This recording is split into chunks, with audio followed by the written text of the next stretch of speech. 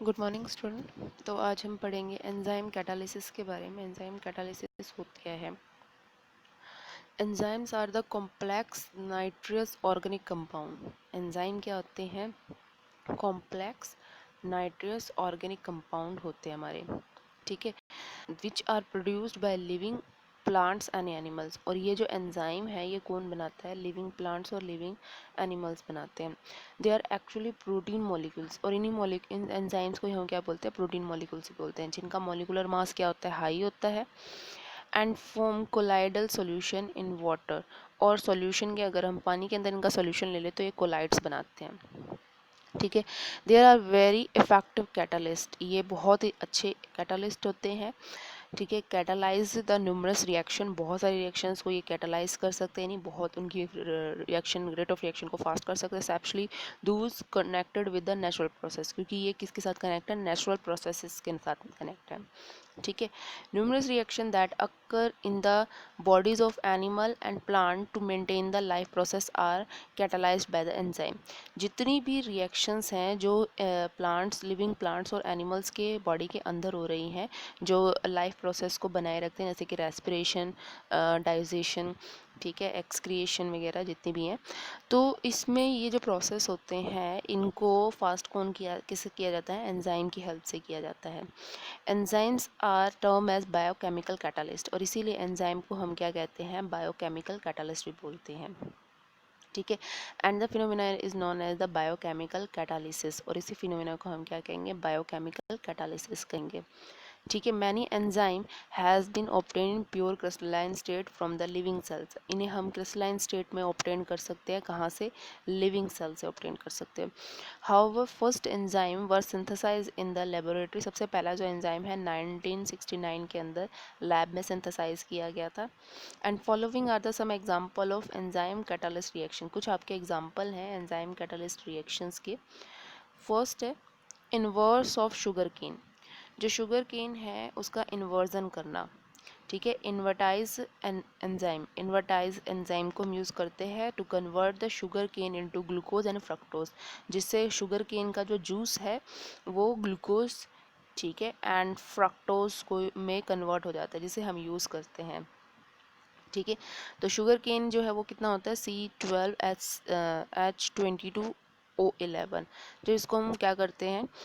Solution form में लेते हैं, वाटर के साथ लेते हैं, और हम इन्वर्ट इन्वर्टेज को यूज़ करते हैं, तो हमें क्या मिलेगा? ग्लूकोज एंड फ्रक्टोज, ठीक है। इन दोनों का फॉर्मूला सेम होता है, बट जो ये हम कह सकते हैं आइसोमेरिक फॉर्म है, यानी इनका जो स्ट्रक्चर है थोड़ा सा अलग होता है, ठीक है।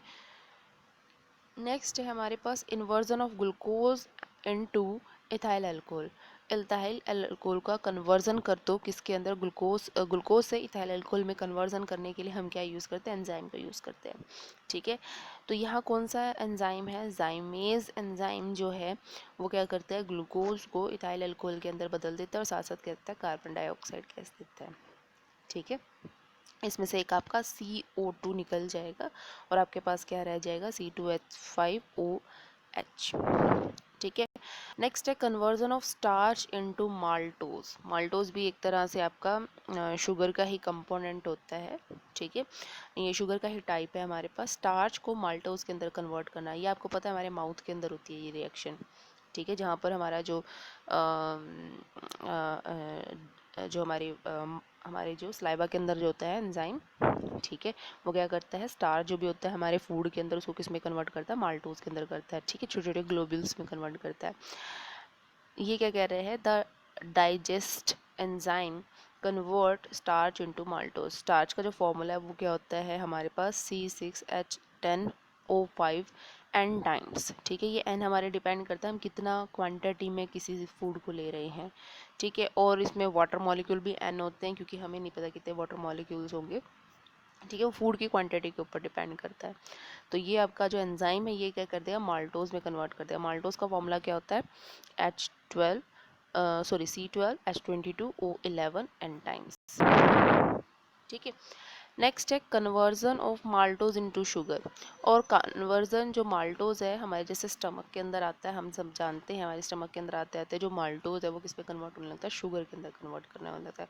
तो माल्टोज क्या करता है, वाटर के साथ रिएक्शन करता है और शुगर के अंदर कन्वर्ट होता है। किस एंजाइम की वजह से, माल्टेज एंजाइम की वजह से। ठीक है, माल्टेज एंजाइम क्या करता है, फाइनली माल्टोज को किस में कन्वर्ट करता है, शुगर के अंदर कन्वर्ट करता है। ठीक है, नेक्स्ट है decomposition of urea in ammonia and carbon dioxide. ठीक है, एंजाइम जो है यूरिएज जो है वो क्या करता है, इस डिकम्पोजिशन को करता है। यूरिया का फॉर्मूला क्या है, हम जानते हैं यूरिया का फॉर्मूला होता है NH2CONH2। इसकी जब हम वाटर के साथ रिएक्शन कराएंगे तो हमारे पास क्या आएगा, 2NH3 प्लस में CO2। ठीक है, ये वाली जो रिएक्शन है मोस्टली अमोनिया और कार्बन डाइऑक्साइड के अंदर ये मोस्टली आपके जो मरीन एनिमल्स हैं उनमें होती है। वो अमोनिक जो उनका एक्सक्रिएशन होता है वो मोस्टली अमोनिक फॉर्म में होता है। ठीक है, इन स्टमक के अंदर कौन सा एंजाइम होता है, पैप्सिन। पैप्सिन एंजाइम क्या करता है, प्रोटीन को पेप्टाइड के अंदर बदल देता है। ठीक है, और ये प्रोसेस, ये काम कहाँ करता है, इंटेस्टाइन के अंदर, स्मॉल इंटेस्टाइन के अंदर। पैनक्रियाटिक के अंदर क्या होता है, ट्रिप्सिन होता है जो प्रोटीन को किस में कन्वर्ट करता है, अमीनो एसिड में कन्वर्ट करता है। कैसे, हाइड्रोलिसिस करके। ठीक है, लास्ट है हमारा conversion of milk into curd. जो मिल्क है वो कर्ड में किस वजह से चेंज होता है, it is a enzymatic reaction. ये एंजाइमेटिक रिएक्शन है, इसमें हम क्या कहते हैं, लैक्टोबैसिलिस एंजाइम को यूज़ करते हैं, जो किसके अंदर होते हैं, हमारे कर्ड के अंदर होते हैं, हमारे दही के अंदर होते हैं, जो क्या करते हैं, हमारे मिल्क को कर्ड में कन्वर्ट करते हैं। ठीक है, ये नाम याद रखना है, ये आपके MCQ क्वेश्चन में आ सकते हैं। ये जो एंजाइम है ध्यान रखना, ये आपके MCQ क्वेश्चन के अंदर आ सकते हैं, तो इनके नाम आपको याद रखने हैं। ठीक है, इनको याद रखने का ये भी एक तरीका है। इन्वर्टेज जो है वो कहाँ होते हैं, यीस्ट के अंदर होते हैं। जाइमेस जो है वो किसके अंदर, यीस्ट के अंदर होते हैं। डायस्टेज जो है वो माल्ट के अंदर होते हैं। ठीक है, माल्टेज यीस्ट में होते हैं। यूरेज किसके अंदर होते हैं, सोयाबीन के अंदर होते हैं। पेप्सिन स्टमक के अंदर होते हैं। तो एंजाइम की पोजीशन क्या है और क्या इनका एक्शन है। नेक्स्ट है करैक्टरिस्टिक्स क्या होती है हमारे जितने भी एंजाइम हैं। ठीक है, जो भी हमारे कैटालिसिस करते हैं इनकी करैक्टरिस्टिक्स क्या होती है। तो एंजाइम जो है, enzyme catalysis is unique in its efficiency and high degree of specificity. ये बहुत ज़्यादा यूनिक है एफिशिएंसी में, यानी अपने काम करने में, और इनकी जो डिग्री है स्पेसिसिटी की, यानी कि इनकी जो स्पेशल वर्क करने की जो डिग्री है वो बहुत ज़्यादा हाई है। ठीक है, तो कुछ करेक्टर्स हैं जो एंजाइम एग्जिबिट करते हैं, हाउ से हम पता लगा लेंगे। मोस्ट हाईली एफिशिएंट, एंजाइम जो है वो बहुत ज़्यादा एफिशिएंट है, यानी 1 मॉलिक्यूल ऑफ द एंजाइम में transfer 1 million of molecular reactor पर मिनट। अगर आपके पास 1 मिलियन मॉलिक्यूल्स हैं और आप एक मॉलिक्यूल एंजाइम को ले लें तो वो 1 मिनट के अंदर उन्हें प्रोडक्ट में कन्वर्ट कर देगा। ठीक है, नेक्स्ट क्या है, highly specific nature. Highly specific nature का मतलब क्या है कि each enzyme specific for a given reaction. एक तरह का एंजाइम एक तरह की रिएक्शन को कर सकता है, ऐसा नहीं है कि एक एंजाइम एक से ज़्यादा रिएक्शन कर सकता है। ठीक है, जैसे कि यूरेज है, कैटालाइज्ड हाइड्रोलिसिस ऑफ यूरिया, सिर्फ ये यूरिया को ही हाइड्रोलिसिस कर सकता है, उसका डिकम्पोजिशन कर सकता है। ऐसा नहीं है कि किसी और को, अमीनो अमाइड को या अनदर किसी और को भी ये इस तरह से रिएक्शन कर सकता है, नहीं, ऐसा नहीं है।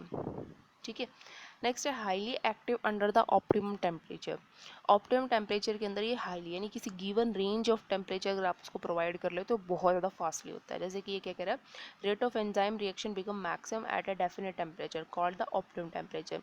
किसी एक पर्टिकुलर टेम्परेचर के अंदर आपके एंजाइम जो है वो रेट ऑफ रिएक्शन को सडनली बहुत ज़्यादा हाई कर लेते हैं, उस टेम्परेचर को हम क्या कहेंगे, ऑप्टिमम टेम्परेचर।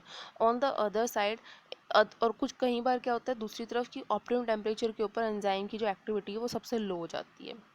ठीक है, तो ऑप्टिमम टेम्परेचर की रेंज क्या होती है हमारे, मोस्टली 298 से 310 के अंदर होती है। ठीक है, ह्यूमन बॉडी का जो टेम्परेचर है 310 है, is suited for the enzyme catalyst reaction. जो ह्यूमन बॉडी का जो टेम्परेचर है वो एंजाइम कैटालिस्ट रिएक्शन के लिए बिल्कुल सूटेबल होता है। ठीक है, नेक्स्ट है highly active under optimum pH. एक पर्टिकुलर पीएच के अंदर ही हमारे जो एंजाइम है वो बहुत ज़्यादा फास्टली रिएक्शन करते हैं। ये कह रहा है rate of enzyme catalysed reaction is maximum at a particular pH, और उस पीएच को हम क्या कहेंगे, ऑप्टिमम पीएच कहेंगे। और ये जो पीएच की वैल्यू होती है 5 to 7, यानी 5 to 7 आपका पीएच हो तो आपके जो एंजाइम है वो हाईली रिएक्टिव होते हैं। Increasing the activity in the presence of activator और को एंजाइम, यानी उन एंजाइम के साथ एक और एंजाइम को अगर आप मिक्स कर दो तो ये एक यानी वो एक्टिवेटर की तरह काम करते हैं, तो इनकी जो एक्टिविटी है वो बहुत ज़्यादा अमाउंट में इंक्रीज हो जाती है। ठीक है, the enzymatic activities increase in the presence of certain substance, जिन्हें हम कहेंगे को एंजाइम्स, यानी कि उनका साथ वाला एंजाइम। ठीक है, it has been observe that when a small amount of non protein vitamin is present along with the enzyme, अगर हमारे पास एंजाइम के साथ एक नॉन प्रोटीन एंजाइम आ जाए जैसे कि विटामिन आ जाए, सो कैटालिक एक्टिविटी जो है वो एनहांस हो जाती है। ठीक है, एक्टिवेटर क्या हो सकते हैं आपके, एक्टिवेटर मेटल के आए जैसे कि sodium, manganese, copper, sorry cobalt, ठीक है, कॉपर एक्सेट्रा, ये जो है हमारी बॉडी के अंदर एक्टिवेटर का काम करते हैं। ठीक है, लिविंग थिंग्स के अंदर metal ions which are weakly bound to the enzyme molecules, ये बाउंड हो जाते हैं और उसकी एक्टिविटी को इंक्रीज कर देते हैं। ठीक है, अमाइलेज जो है इन the presence of sodium chloride, amylase जो है वो बहुत ज़्यादा एक्टिव होता है सोडियम क्लोराइड की वजह से, इसीलिए आप जब खाना खाते हो तो आपको कहा जाता है कि आप साल्ट को लो। ठीक है, क्योंकि वो जो साल्ट है हम जो ले रहे हैं हमारी बॉडी के अंदर वो एक एक्टिवेटर का काम करता है।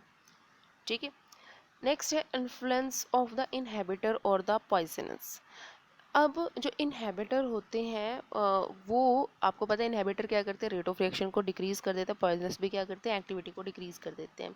तो उनका क्या प्रभाव होता है, like ordinary catalysed enzyme also inhibited, enzyme भी क्या हो सकते हैं, अपने अपने इफेक्ट को कम कर सकते हैं और पॉइजनस होते हैं in the presence of certain substance.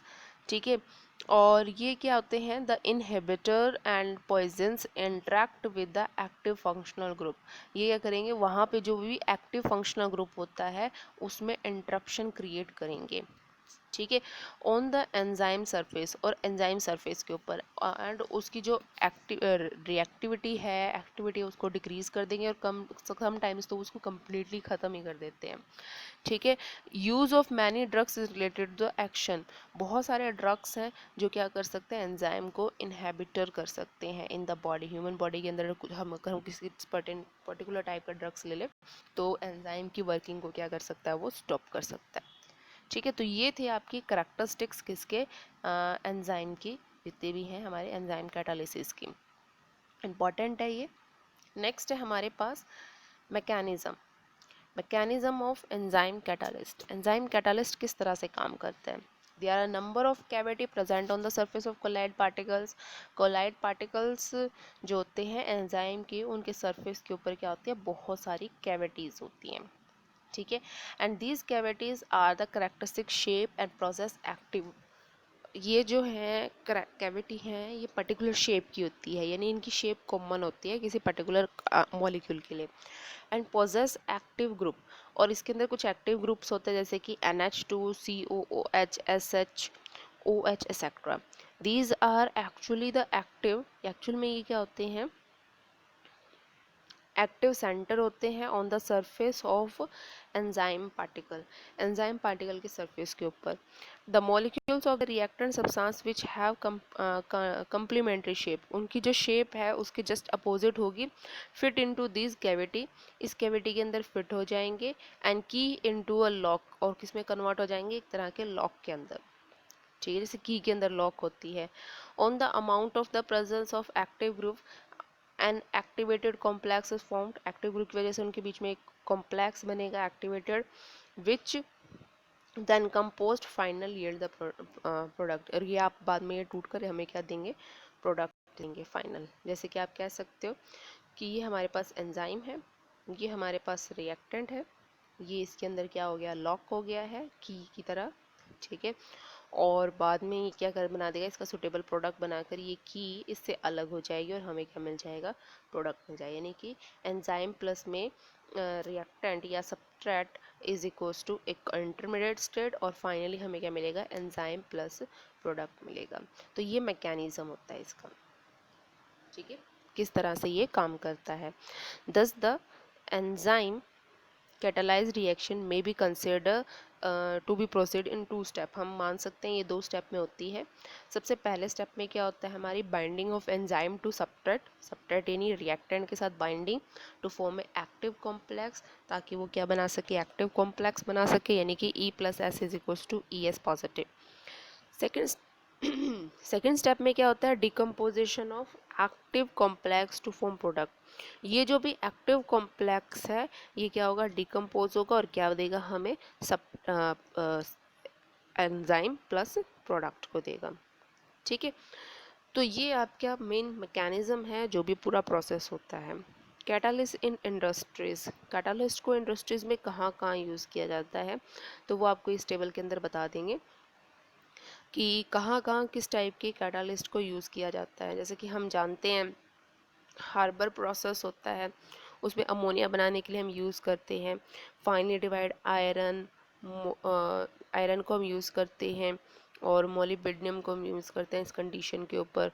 ओर्सवार जो प्रोसेस होता है उसमें हम नाइट्रिक एसिड बनाते हैं और हम क्या यूज़ करते हैं, प्लैटिनाइज्ड सरफेस को यूज़ करते हैं, ठीक है, और टेम्परेचर 573 लेते हैं। कॉन्टैक्ट प्रोसेस होता है जिसमें हम सल्फ्यूरिक एसिड बनाते हैं, उसमें भी हम क्या लेते हैं, प्लैटिनाइज एस्बेस्टस लेते हैं एंड वैंडेनियम पेंटाऑक्साइड लेते हैं, V2O5 लेते हैं और टेम्परेचर रेंज ये लेते हैं। तो इस तरह से ये रिएक्शंस हैं जहाँ पर हम इन्हें यूज़ करते हैं, क्योंकि आपको पता है अमोनिया अमोनिया और nitric acid, sulphuric acid, nitric acid sulphuric acid को बहुत ज़्यादा यूज़ किया जाता है। जैसे कि इन्वर्टर की बैटरी के अंदर भी तो इन्हें फिल किया जाता है एज ए एसिड। बहुत सारी जगह हमें एसिड की रिक्वायरमेंट होती है तो हम इन एसिड्स को यूज़ करते हैं, ठीक है। तो ये आपके कुछ एप्लीकेशन है।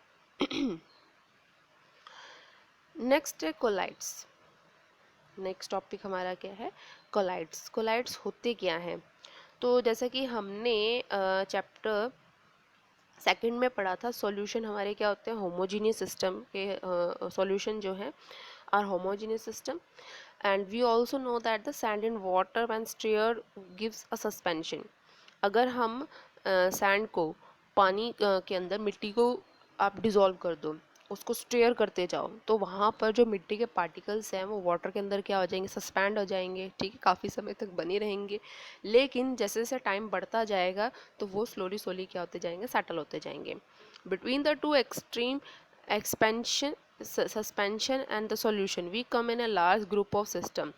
सॉल्यूशन और सस्पेंशन के बीच में हमारे पास क्या आता है, एक लार्ज ग्रुप ऑफ सिस्टम आता है जिसे हम क्या कहते हैं, कोलाइडल सॉल्यूशन कहेंगे, ठीक है, और कोलाइडल डिस्पर्जन भी कहते हैं, और सिंपली हम उन्हें क्या कहते हैं, कोलाइड्स भी कहते हैं। Colloids is a heterogeneous system. Colloid क्या है, हेट्रो है, सॉल्यूशन होमो है, कोलाइड क्या है हमारा, हेट्रोजीनियस है। सस्पेंशन भी हमारा हेट्रोजीनियस है। in which one substance is dispersed very finely particle into another substance। इसमें क्या होता है, एक सब्सटेंस दूसरे सब्सटेंस के अंदर डिस्पर्स हो जाता है। डिस्पर्स का मतलब हो जाता है उसके अंदर इकट्ठा, मतलब साथ में रहते हैं वो, ठीक है। और जो वो सब्सटेंस है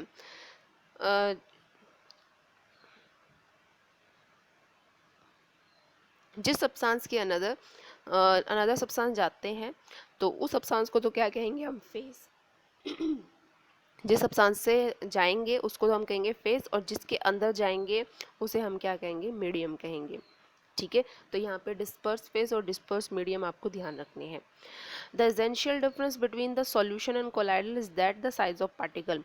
पार्टिकल के साइज में ही हम पार्टिकल के साइज से ही हम डिफरेंस बता सकते हैं। एक डिफरेंस तो हो गया होमोजीनियस और हेट्रोजीनियस का, दूसरा डिफरेंस हो गया इसकी सॉल्यूशन के जो पार्टिकल का जो साइज है और कोलाइडल के जो पार्टिकल का साइज है वो अलग अलग होता है।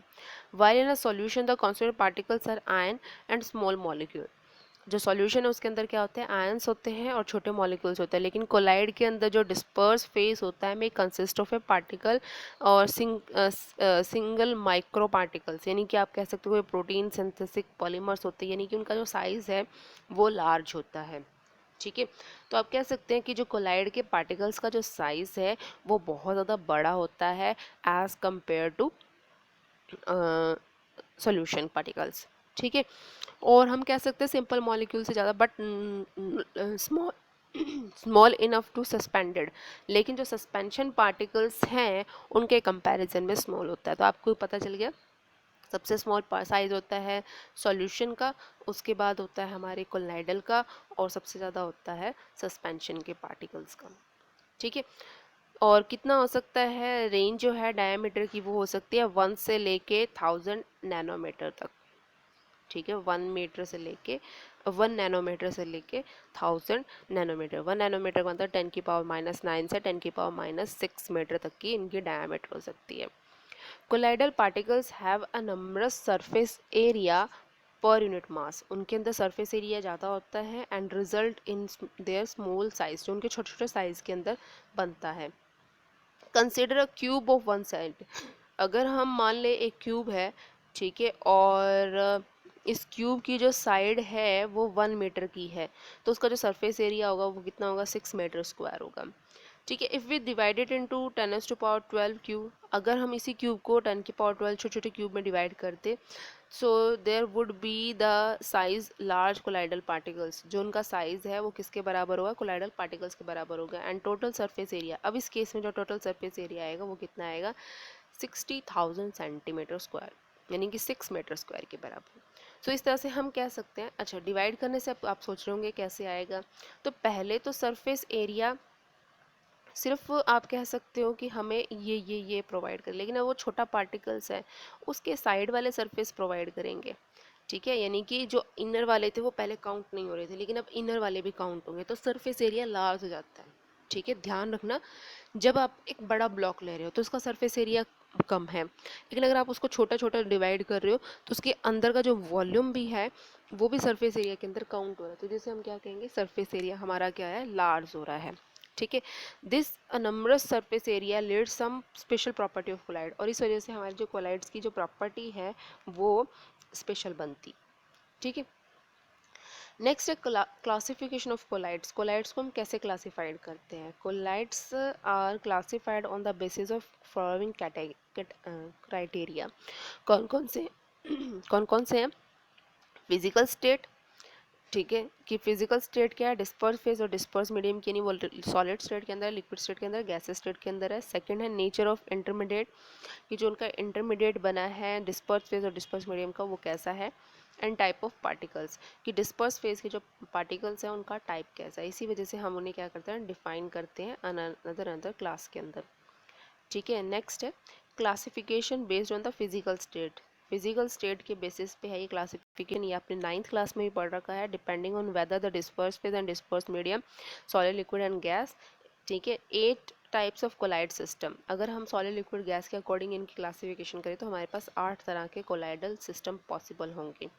Gas mix with another gas form homogeneous mixture, अगर आप गैस को गैस करोगे तो वो होमोजीनियस बनाती है। ठीक है। And hence it is not colloidal solution, और इसीलिए इसे कोलाइडल सॉल्यूशन सिस्टम के अंदर काउंट नहीं हुई। कोलाइडल के अंदर क्या होते हैं, मोस्टली हेट्रोजीनियस सिस्टम होते हैं। तो ये आपके 8 एग्जाम्पल हैं, जिसमें देखो क्या है, वन बाय वन हम डिटेल में बताएंगे।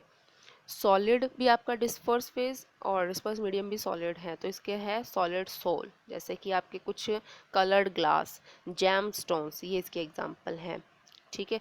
सॉलिड के अंदर सॉलिड जो आपका डिस्पर्स फेज है और लिक्विड मीडियम है, यानी मीडियम के अंदर हमने सॉलिड हमारा इमर्ज हो रहा है, तो इसके एग्जांपल है सोल, जैसे कि पेंट हो गया।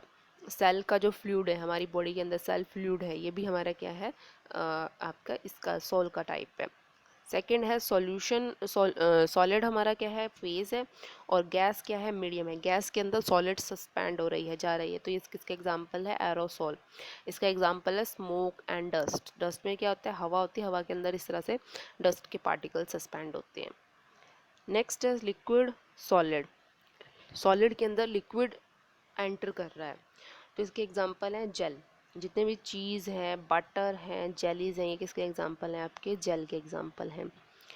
लिक्विड लिक्विड के अंदर कर रहा है, तो ये किसका एग्जांपल है, इमल्शंस का। ये किसके अंदर आते हैं, हेयर क्रीम, मिल्क, सारे के सारे आपके इसके अंदर आते हैं इमल्शंस के अंदर।